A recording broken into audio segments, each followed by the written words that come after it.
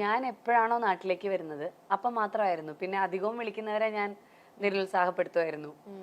ഞാൻ അങ്ങനെ ഒരു പ്ലാനൊന്നും ഇല്ല, അതുകൊണ്ട് പിന്നെ ഇങ്ങനെ അങ്ങനെ തന്നെ പറയായിരുന്നു ഞാൻ.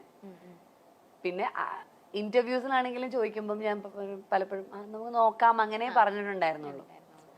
പിന്നെ ഇതൊരു നിമിത്തം പോലെ അങ്ങനെ വന്നതാണ് ഒരുത്തി. അപ്പൊ ഒരുത്തി കഴിഞ്ഞിട്ട് ഇപ്പം എനിക്ക് തോന്നുന്നു റിലീസായിട്ട് ഒരു വർഷമായി. അപ്പൊ ഇപ്പോ ഒരു വർഷത്തിന് ശേഷമാണ് ശരിക്കും ഞാൻ അടുത്ത സിനിമയായിട്ട് വരുന്നത്. അപ്പൊ അങ്ങനെ ഗ്യാപ്പ് എടുത്ത് തന്നെ സിനിമ ചെയ്യുന്നുള്ളൂ. അല്ല, എനിക്ക് ഉറപ്പാണ്. കാരണം ചേച്ചി ഇത്രയും നല്ല ക്യാരക്ടേഴ്സ് ഒക്കെ ചെയ്ത് ഇവിടെ നിന്ന് അഭിനയിച്ച് തകർത്ത് ഒരു ബ്രേക്ക് എടുത്താൽ പോലും ചേച്ചി അടുത്തേക്ക് സിനിമകൾ വരാതിരുന്നിട്ടായിരിക്കില്ല. ചേച്ചി വേണ്ടാന്ന് വെച്ചിട്ടുള്ള ഒരു ഡിസിഷൻ തന്നെ ആയിരിക്കും എന്ന് എനിക്ക് തോന്നിയിട്ടുണ്ട്. പിന്നെ അപ്പൊ പറ്റില്ലായിരുന്നു എനിക്ക്.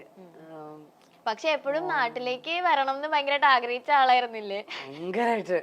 എനിക്ക് നാടാണ് ഇഷ്ടടോ. എന്റെ നാടും വീടും എന്റെ അമ്മയും അച്ഛനും ഇവിടെ, എന്റെ നാടും റേഷകടയും എന്നൊക്കെ. നമുക്ക് നമ്മുടെ നാടും നമ്മുടെ റേഷകടയും പട്ടണത്തിൽ പറഞ്ഞ പോലെ. എനിക്ക് എന്താ അറിയില്ല, ഇവിടുത്തെ ഈ കുത്തിത്തിരിപ്പും ഈ കുണ്ടുകുഴിയും ഒക്കെ എനിക്ക് ഭയങ്കര ഇഷ്ടം. ഇവിടുത്തെ നമ്മളോരോന്നും അറിയില്ലേ, ഓ കേരളത്തിലെ ട്രാഫിക്, കേരളത്തിലെ മറ്റേ വൃത്തിയില്ലായ്മ ഒക്കെ ഉണ്ടല്ലോ. പക്ഷെ എന്താന്നറിയില്ല, വേറെ എവിടെ കൊണ്ടിട്ടാലും എനിക്ക് ഇതൊക്കെ തന്നെ പറ്റും. ഞാൻ ഇടയ്ക്കിടയ്ക്ക് ആലോചിക്കും കൊതുകടിയും മെയിൻ എടുത്ത് പറയണമെന്ന്. എന്തൊക്കെ ആയാലും ശരി, ഒരു പ്രത്യേക വികാരമാണ്. എനിക്ക് തോന്നുന്നു എല്ലാവർക്കും എങ്ങനെയാണോ അറിയില്ല. അല്ല, കുറെ ആൾക്കാര് എന്റെ കസിൻസ് ഒക്കെ തന്നെ UK പോയിട്ട് അവരവിടെ വീട് വെച്ച് സെറ്റിൽ ആവുക. അപ്പൊ നമ്മളിവിടുന്ന് UK പോണല്ലോ, അവരിടയ്ക്കൊന്ന് നാട്ടിലേക്ക് വരുള്ളൂ. ട്രിപ്പൊക്കെ പോവില്ലേ നമ്മളിവിടുന്ന് ഒരു 10 ദിവസം, അവർക്ക് ട്രിപ്പ് പോലെയാണ് ഇങ്ങോട്ടേക്ക് വരുന്നത്. അത്രേ ഉള്ളൂ. അപ്പൊ എനിക്ക് ഭയങ്കര പ്രശ്നമായിട്ടോ, എനിക്ക് ഭയങ്കര സഫക്കേഷനാ. ഞാൻ ചോദിക്കാം, നിങ്ങൾ എങ്ങനെ ഇത്രയും ദിവസം അവിടെ അഡ്ജസ്റ്റ് ചെയ്തു?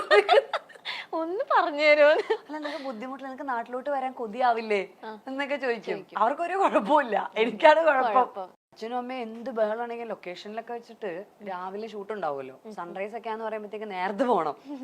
അപ്പൊ രാവിലെ എന്നെ കുത്തി ഉണത്തു അച്ഛ 5 മിനിറ്റ് വീണ്ടും ഉറങ്ങും. വീണ്ടും 5 മിനിറ്റ് കഴിയുമ്പോ അവർ അച്ഛ ഒരു 5 മിനിറ്റ് കൂടെ കഷ്ടമുണ്ടെന്നൊക്കെ പറഞ്ഞ് കരഞ്ഞ് 1.5 മണിക്കൂർ എടുക്കും. എന്നെ ഒന്ന് പൊക്കി പിന്നെ തന്നെ കുത്തി തിരുക്കി പല്ല് തേപ്പിച്ച്, ഇതൊക്കെ വലുതായതിനു ശേഷമാണെന്ന് നിങ്ങൾ ആലോചിക്കണം. ഇപ്പൊ കുട്ടികളൊക്കെ ഒറ്റയ്ക്ക് സിനിമയ്ക്ക് പോകുന്ന അഭിനയിക്കുന്ന സമയം അന്ന് അച്ഛന്റെ അമ്മയുടെയും കൂടെ പോയി അരുത്തിയെല്ലാം കാണിച്ച് ഞാൻ അഭിനയിച്ചോണ്ടിരുന്നത്.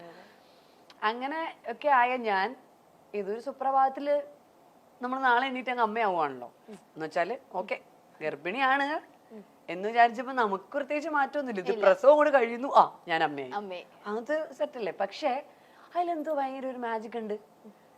ഞാൻ ഈ വാവ ഉണ്ടായതിനു ശേഷം ഇതൊന്ന് നന്നാണെങ്കിൽ ഞാൻ ഉണരും. മറ്റേത് എന്നെ തന്നെ മാറ്റി കിടത്തിയാൽ ഞാൻ അറിയില്ല.